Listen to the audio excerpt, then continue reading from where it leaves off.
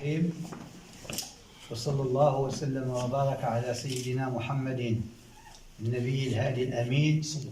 وعلى آله وصحبه أجمعين. سيد الكاتب العام لعمالة إقليم قرسيف، ممثلا للسيد عامل إقليم قرسيف، سيد رئيس المجلس الإقليمي لقرسيف، السيد رئيس المجلس الجماعي لبركين، جماعة بركين، السيدات والسادة رؤساء وأعضاء المجالس المنتخبة والمنتخبون، السادة رجال السلطات الإدارية المدنية والعسكرية والأمنية، والسادة ممثلو المصالح اللاممركزة، المصالح الإدارية اللاممركزة، السادة المنتمون لأسرة المقاومة وجيش التحرير، السادة رؤساء وأعضاء الجمعيات ومنظمات المجتمع المدني ووسائل الإعلام والاتصال، الحضور الكريم كل باسمه وصفته. هذه واحد اللحظة تاريخية اللي كنجتمعوا فيها من أجل إعطاء الانطلاقة ديال الافتتاح الرسمي ديال هذا الفضاء ديال الذاكرة التاريخية للمقاومة والتحرير بجماعة بركين. هذا الفضاء اللي هو اليوم يعني كي يحسب هو كمال 104 ديال الفضاءات ديال الذاكرة التاريخية للمقاومة والتحرير عبر تراب المملكة، ونحن نعتز ونفخر بإنجاز هذا المشروع الكبير اللي عنده واحد الرمزية تاريخية وعنده ويعطي واحد القيمة مضافة للمشهد التربوي التعليمي الثقافي التواصلي مع الذاكرة التاريخية. هذا الفضاء يعني تم إنجازه بعون من الله وتوفيق منه في إطار واحد الاتفاقية ديال التعاون اللي جمعات ما بين المندوبية السامية القدماء المقاومين وأعضاء جيش التحرير وعمالة إقليم قرسيف، المجلس الإقليمي لقرسيف، والمجلس الجماعي لبركين، حيث الكلفة المالية لهذا المشروع راكم تبعتوها من خلال البيانات اللي فحصنا المدخل لهذا الفضاء. الكلفة هي كانت أقل من 80 مليون اللي هي مبرمجة هذه الاتفاقية ديال التعاون المشترك، 60 مليون ديال مجلس الجهة ديال الشرق، 20 مليون ديال المجلس الإقليمي، ثم البقعة الأرضية اللي هي المساحة ديال 500 متر، منها 275 بنية، 275 مغطاة، 275 اللي هي هذه البقعة الأرضية وفقها المجلس الجماعي، الجماعة ديال بركين، والمندوبية السامية لقدماء المقاومين وأعضاء جيش التحرير ساهمت بتجهيزات اللي هي كاينة هنا في هذا الفضاء، واللي هي كتغطي الحاجيات كلها هي ديال الفضاء. هذا الفضاء اللي هو كيتكون من واحد العدد ديال المرافق اللي كاينه فيه كما جولنا. كاين هاد القاعه ديال العرض المتحفي كتسمى قاعه العرض المتحفي، فيها صور ديال السلاطين والدوله العلويه الشريفه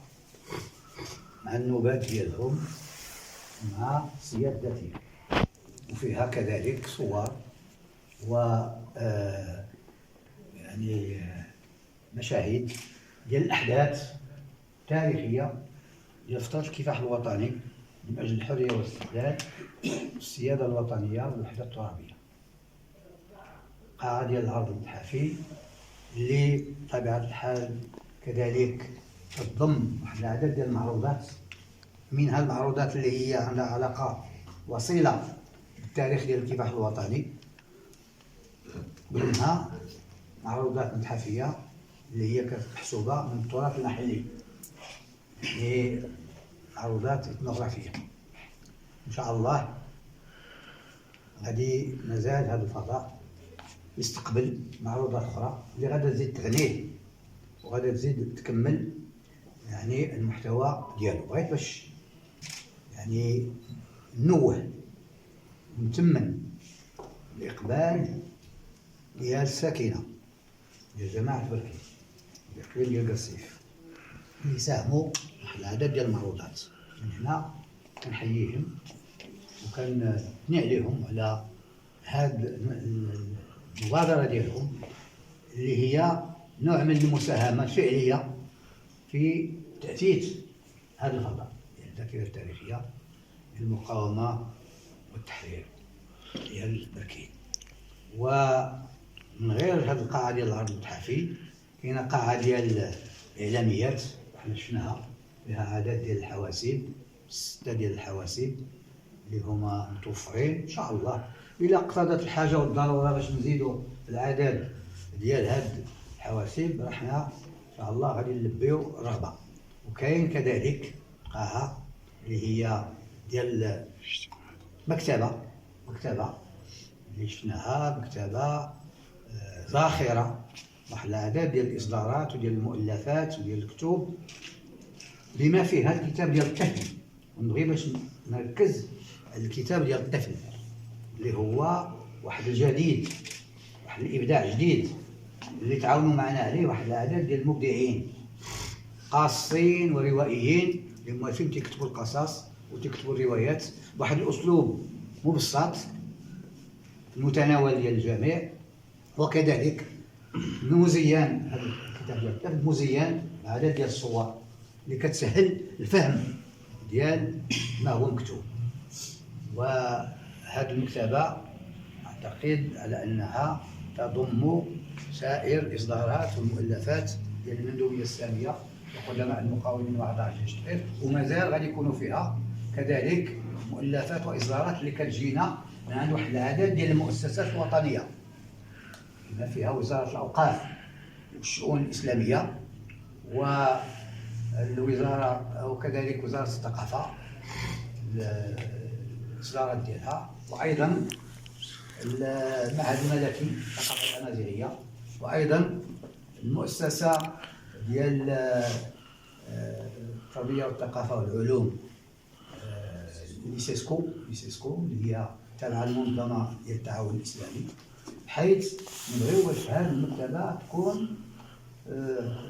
حافلة وزاخرة بكل ما يفيد وينفع القراء، وباش تشجع على القراءة وعلى المطالعة خاصة الأوساط ديال الناشئة والشباب. وكاينة قاعة المطالعة بطبيعة الحال لابد ما تكون عن المكتبة، ثم كاينة قاعة ديال السمع البصري أعتقد وديال التحقيق التاريخي بالنسبة للباحثين الذين يودون البحث ومواصلة البحث التاريخي. حنا كنوفروا لهم كما شفنا قبيله هذيك الدفاتر ديال الوثائق التاريخية اللي كتجمع واحد العدد الوثائق تم استخدامها من الخارج وخاصة من مركز الأرشيف الفرنسي ديال فانسان، واللي هي مظهر على إشارة الباحثين أينما وجدوا أينما كانوا باش يمكن لهم يعني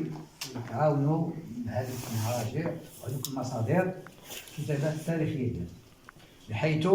أردنا من هذا الفضاء أن يكون فضاء جامعا شاملا فيه كل المستلزمات ديال البحث التاريخي وديال المطالعة وديال التوثيق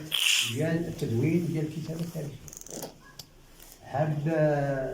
الفضاء أنا كنعتبر بأنه من واجبنا من مسؤوليتنا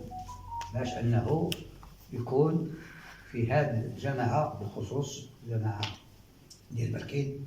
لمالي هذه المنطقة من رصيد تاريخي طافح بالأمجاد والروائع ديال الكفاح الوطني والملاحم والبطولات اللي قاموا بها أبناء هذه الربوع المجاهدة، قبائل ديال بني ورعين بكل فروعها وكل القبائل المجاورة اللي كان لها واحد الدور كبير في المسيرة ديال الكفاح الوطني منذ يعني الاحتلال الأجنبي اللي غادي يجي، سواء من قبل عقد الحماية اللي كان في 31 مارس 1912 أو بعدها. معلوم أن هذه المناطق كانت يعني خاضت مبكرا هذه المعارك ديال الكفاح الوطني في مواجهة الاحتلال الأجنبي، وفيما سمي ذاك الوقت بالحملة ديال التهدئة، الحملة ديال التهدئة ديال القبائل الثائرة، لأن قبائل بني ورعين والقبائل المجاورة وسائر قبائل الوطن كلها ثارت ضد الاحتلال الأجنبي والغزو الاستعماري، وخاضت يعني معارك منذ أن حل المستعمر 1912 إلى حين حلول 1933 1934 اللي هذا يعني